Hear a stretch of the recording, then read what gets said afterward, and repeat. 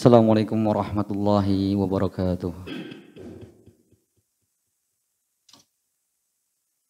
Allahu Akbar.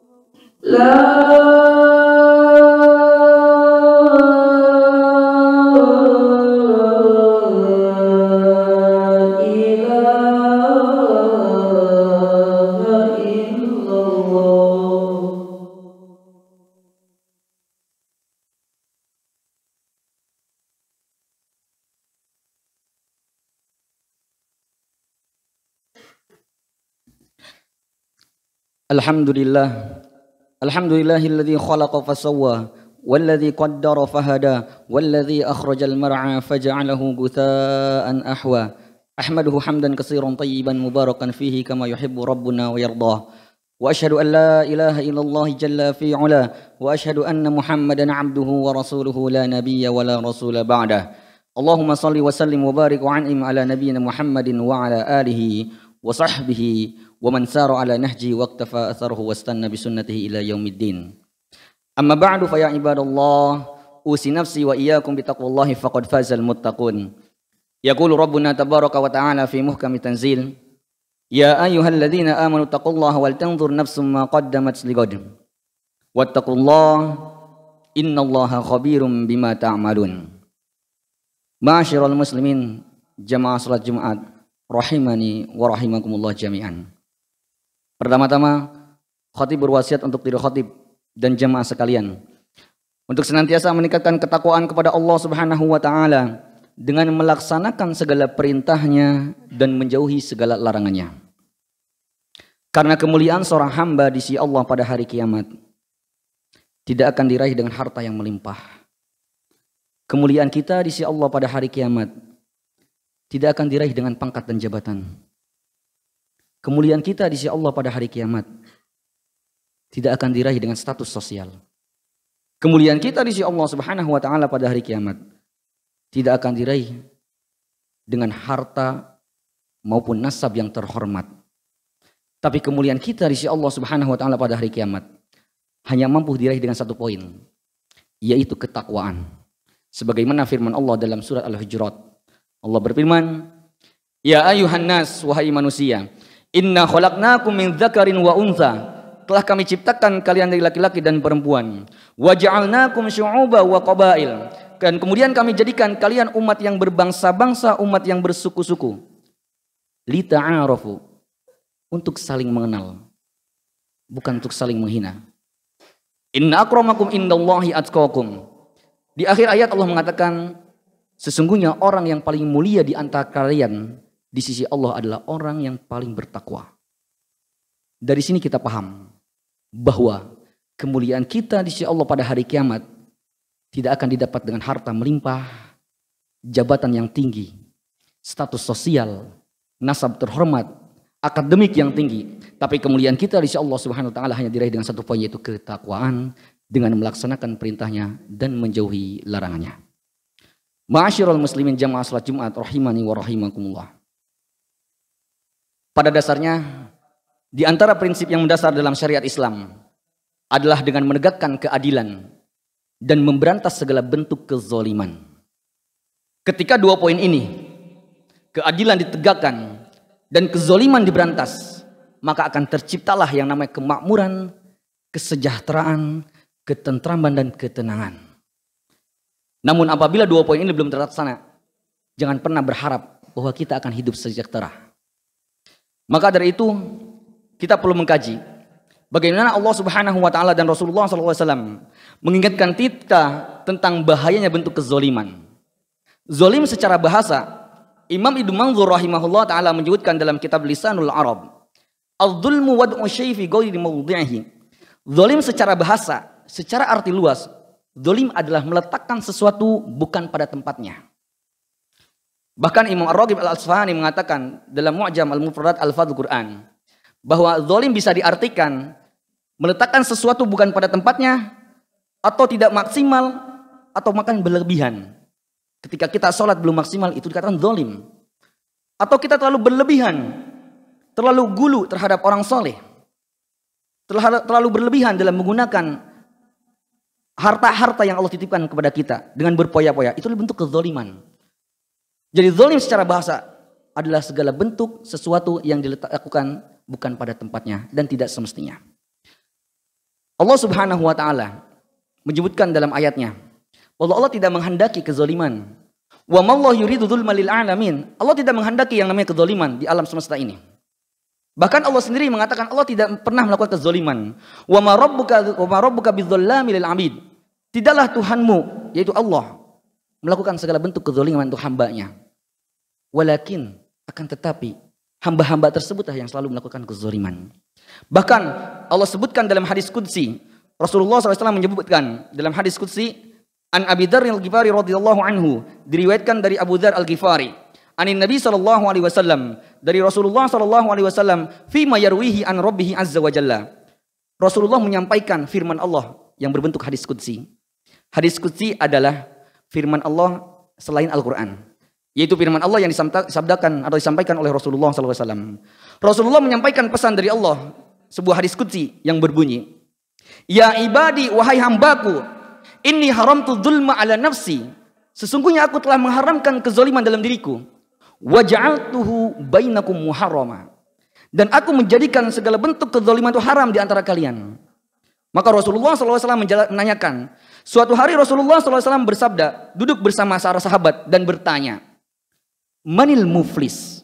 Rasulullah bertanya pada sahabat, siapa orang yang paling merugi pada hari kiamat?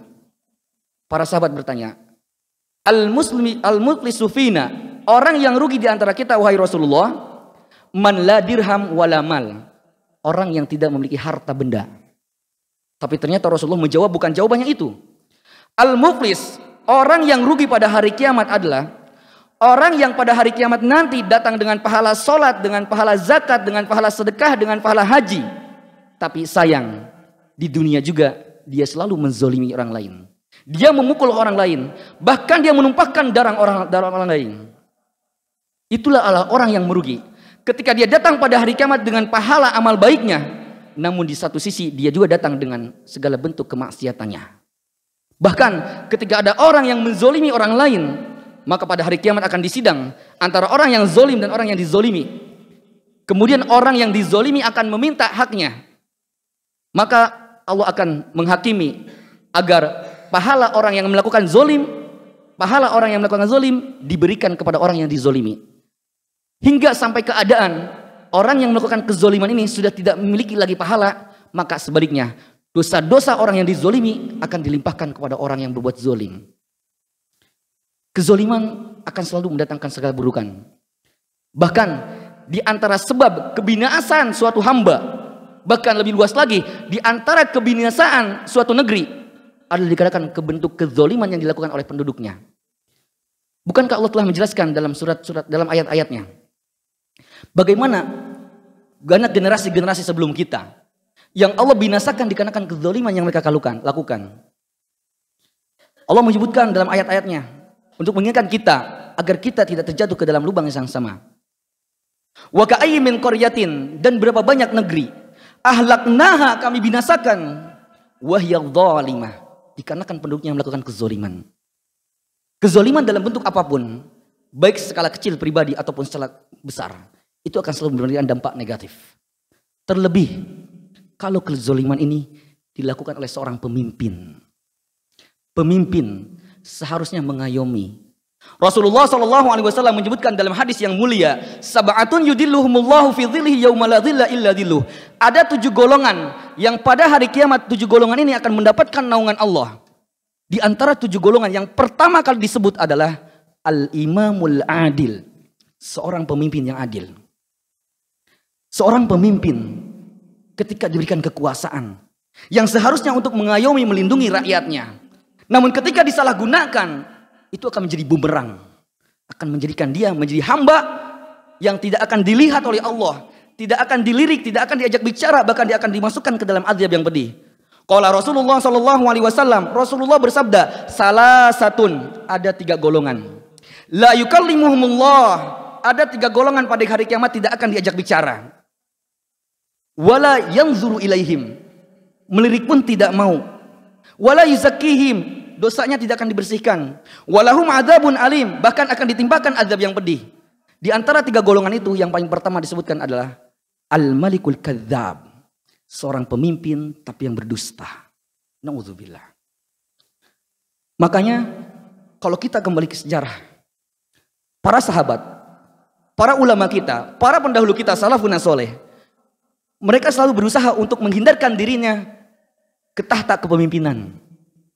Kenapa? Karena banyak sekali pertanggungjawabannya akan dipertanyakan pada hari kiamat. Makanya ada 3 hal. Ada 3 hal para ulama dahulu kita selalu menghindari. Yang pertama, untuk menjadi seorang pemimpin. Yang kedua, untuk menjadi seorang hakim. Yang ketiga, untuk menjadi seorang imam. Pemimpin, imam, seorang hakim adalah itu salah satu 3 di antara hal yang para ulama dahulu menghindari. Bahkan Umar bin Khattab radhiyallahu anhu ketika membuat panitia untuk memilih calon penggantinya, disertakan anaknya Ibnu Umar, tapi berpesan, jangan jadikan anakku sebagai penerusku, jangan jadikan dia pemimpin setelahku, karena dia tahu cukuplah dirinya sebagai ayahnya membawa beban yang berat ini. Bahkan Umar bin Abdul Aziz yang disebut dengan gelar khalifah yang kelima, ketika pertama kali diangkat menjadi seorang pemimpin, dan dia tidak mau sebenarnya, tapi umat percaya bahwa dia adalah sosok yang ideal, maka di antara khutbah yang pertama kali diucapkan adalah innalillahi wa inna ilaihi raji'un. Karena ini adalah cobaan. Karena seorang pemimpin berada di antara 2 hal. Kalau dia adil, dia akan menjadi salah satu di antara 7 golongan yang akan mendapatkan naungan Allah Subhanahu wa taala. Tapi kalau dia zalim, dia akan terbinasa, akan masuk dalam golongan yang tidak akan dilirik oleh Allah, tidak akan diajak bicara oleh Allah, tidak akan Allah bersihkan dari dosanya, bahkan Allah akan timpakan azab yang pedih. Jemaah salat Jumat rahimani wa rahimakumullah. Di antara dampak yang paling parah dari bentuk kezoliman adalah bahwa kezoliman bisa menyebabkan seorang hamba jauh dari petunjuk hamba dari Allah Subhanahu wa taala. Innallaha la yahdil qaumadz zalimin. Sesungguhnya Allah tidak akan memberikan petunjuk kepada orang yang berbuat zalim. Doa yang pertama kali muncul dalam Al-Qur'an. Doa yang pertama kali muncul di Al-Qur'an bukan doa minta masuk surga. Doa yang muncul di awal Al-Qur'an bukan doa minta dijauhkan dari neraka. Tapi doa yang pertama kali muncul dalam Al-Quran dan sering kita baca dalam sehari minimal 17 kali adalah doa minta petunjuk hidayah Allah Subhanahu wa taala ketika kita mengucapkan ihdinas siratal mustaqim. Tunjukkanlah kami ke jalan yang lurus. Ada apa dengan petunjuk Allah? Ketika kita mendapatkan petunjuk Allah, maka kita akan terbebas dari fitnah. Ketika kita mendapatkan petunjuk dari Allah, maka kita akan selamat dari cobaan. Dan kesuksesan seorang hamba di akhirat adalah ketika seorang hamba tersebut dijauhkan dari neraka dan dimasukkan ke surga. Faman zuhziha 'anil nari wa udkhilal jannah. Barang siapa yang dijauhkan dari neraka wa udkhilal jannah dan dimasukkan surga, faqad faz. Itulah orang sukses yang sebenarnya. Definisi sukses menurut pandangan syariat adalah ketika kita dijauhkan dari neraka dan dimasukkan ke surga. Dan itu diawali dengan mendapatkan petunjuk Allah Subhanahu wa taala. Mudah-mudahan kita semua senantiasa dilindungi oleh Allah Subhanahu wa taala dan diberikan petunjuknya agar kita terus berada di jalannya hingga kita mati dalam keadaan husnul khotimah.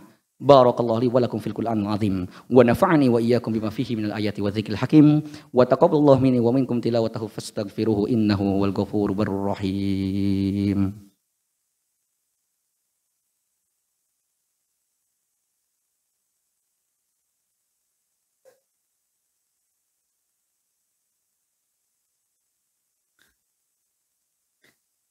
Alhamdulillah. Alhamdulillahilladzi arsala rasulahu bil huda wa dinil haqq liyudhhirahu 'ala ad-dini kullihi wa kafa billahi shahida. Asyhadu an la ilaha illallah wahdahu la syarika lah wa asyhadu anna Muhammadan 'abduhu wa rasuluhu. Amma ba'du fa ya ibadallah usikum wa taqwa bitaqwallahi faqad fazal muttaqun.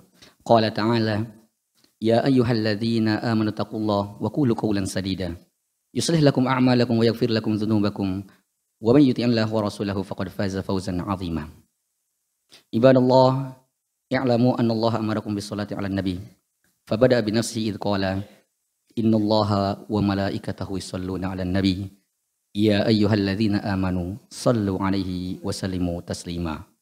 Allahumma shalli wa sallim wa barik wa an'im ala nabiyina Muhammad wa ala ali Muhammad kama shallaita ala Ibrahim wa ala ali Ibrahim wa barik ala Muhammad wa ala ali Muhammad kama barakta ala Ibrahim wa ala ali Ibrahim innaka Hamidum Majid. Allahumma ighfir lil mu'minina wal mu'minat wal muslimina wal muslimat al ahya minhum wal amwat innaka sami'un qaribun mujibud da'wat ya qadiyal hajat. Allahumma a'izzal Islam wal muslimin wa adillal syirka wal musyrikin wa dammir a'da'aka a'da'ad din wansur ibadakal madlumin ya rabbal alamin wansur ibadakal mustad'afin ya rabbal alamin wansur ibadakal mujahidin ya rabbal alamin. Rabbana hab lana min azwajina wa dhurriyyatina qurrata a'yun waj'alna lil muttaqina imama. Rabbana ighfir lana wa liwalidina warhamhum kama rabbawna shighara. Rabbana la tu'akhidna in nasina aw akhtana. Rabbana wa la tahmil alaina isran kama hamaltahu 'alal ladzina min qablina. Rabbana wa la tuhammilna ma la taqata lana bih wa'fu anna waghfir lana warhamna anta maulana fansurna 'alal qaumil kafirin fansurna 'alal qaumil fasikin fansurna 'alal qaumil munafikin fansurna 'alal qaumil munafikin fansurna 'alal qaumil munafikin ya rabbal alamin. Rabbana atina fid dunya hasanah wa fil akhirati hasanah wa qina adzabannar. Subhanaka rabbil izzati amma yasifun wa salamun 'alal mursalin walhamdulillahi rabbil alamin. Ibadallah, innallaha ya'murukum bil 'adli wal ihsan wa ita'i dzil qurba wa yanha 'anil fahsya'i wal munkari wal baghi ya'idukum la'allakum tadhakkarun. Fadhkurullahal 'azim yadhkurkum washkuruhu 'ala ni'amihi yazidkum wa la dzikrullahi akbar. Aqimus shalah.